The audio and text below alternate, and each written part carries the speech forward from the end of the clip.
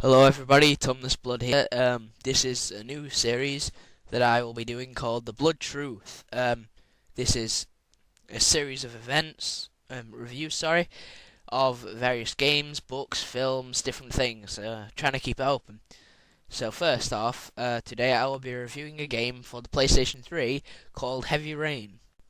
Now, first off, I will be giving you like a kind of backstory for each of the four protagonists of the story. So first off, let's get started. Ethan Mars. This guy lives at home with his wife and two kids. He works as a blueprint artist. His wife, not a clue, it doesn't really say. And it's Ethan's son's 10th birthday, Jason's birthday. So they go to the mall for his birthday, and the wife and Sean, the youngest son, go to buy some shoes in the shop. And while you're saying goodbye to them, Jason starts to walk off. So, as a father, wondering where he's going, Ethan follows. When you find Jason, he's with the clown, and he wants a balloon. So, of course, you're an awesome dad, so you buy him one. And while you're trying to find your money in your pockets, Jason starts to walk off. So, once you pay the clown, Jason's nowhere to be seen. So he starts to run after him, looking where he is, rushing down the escalators through crowds of people in the mall. When you find the red balloon bobbing up and down, you run to this red balloon, and it isn't Jason, it's this other small boy with a red balloon. So he's basically thinking, shit, where's Jason? He meets up with his wife, and she's wondering where he is, and he's like, I don't fucking know. And then they rush outside, because they see the balloon, and Jason is on the other side of the road. So Ethan shouts his name, and he starts to run across the road, and a car comes, and Ethan jumps in the way to save his son Jason, but Jason dies, but Ethan lives. After that, Ethan has a lot of psychiatric problems and things. He goes to see a therapist, and 2 years after the event, he lives on his own, as his wife and him have split up in a shitty little apartment. He still works as a blueprint artist, if you have a look around his house. And he picks up Sean from school, and you do a series of things for him, so help him with his homework, cook his dinner, things like that. Then the next scene that you play with him, you're in the park, you buy him sweets, play with him for a bit, and while he's on the carousel, you black out. These weird blacking out things that you have, and you wake up in the middle of a street with an origami figure in your hand. Sean is nowhere to be seen. So you run, shouting his name. When you get to the park, he isn't there. You get home, he isn't there. Then, in the mail the next day, you get a letter with a ticket to a locker in a train station. You go to the locker and find a shoebox with 5 origami figures, a gun, and a phone in there. In each of the origami figures, there is a trial. So, the 5 figures are the bear, the butterfly, the lizard, the shark, and the rat. Now, each of these trials must be completed to earn a chip that goes into the phone, which adds letters to the address where Sean is held. So, he's trying to save his son from this killer, the origami killer.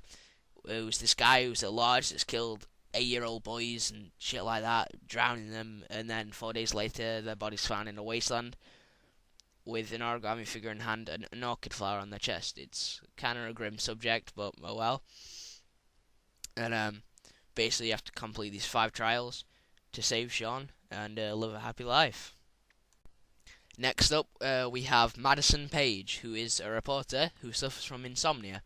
The first scene you play with her, you're at home, she can't sleep, and she wakes up, does a series of things. You can see her boobies if you go for a shower. I know, it's kind of weird at the start, but oh well. And these armed guys come and break into the house, and flat, whatever it is, and you go into the scene of this chase scene, and then Madison wakes up, because it wasn't real. Then Madison goes to the motel, because she can only sleep at motels for some odd reason, and she finds a man that's suffering bad pains, like he's just been in a car crash, and she gets to know him. She realizes, no, not. She gets to know this guy called Ethan Mars, who is the main protagonist of the story, and she gets to know him. Every time he completes a trial, he always ends up at the motel. She doesn't know this, and she helps him, like heals him up because he's really badly wounded after them all. And then they get to know each other. Later on, they get it on, and Madison becomes basically his only friend, as protecting him from the police because the police think he's the origami killer. So she basically acts as Ethan's guardian angel, just helping him along as he goes. Yeah, that's really all I know on Madison at the moment. The third character is Scott Shelby, who is a private investigator, and he goes around to the families of the origami killer. No, the victims of the origami killer, so the like sons and that, and find out if they know anything.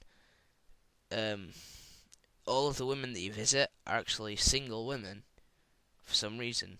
They say their husbands got a letter in the mail and rushed off and they never saw him again.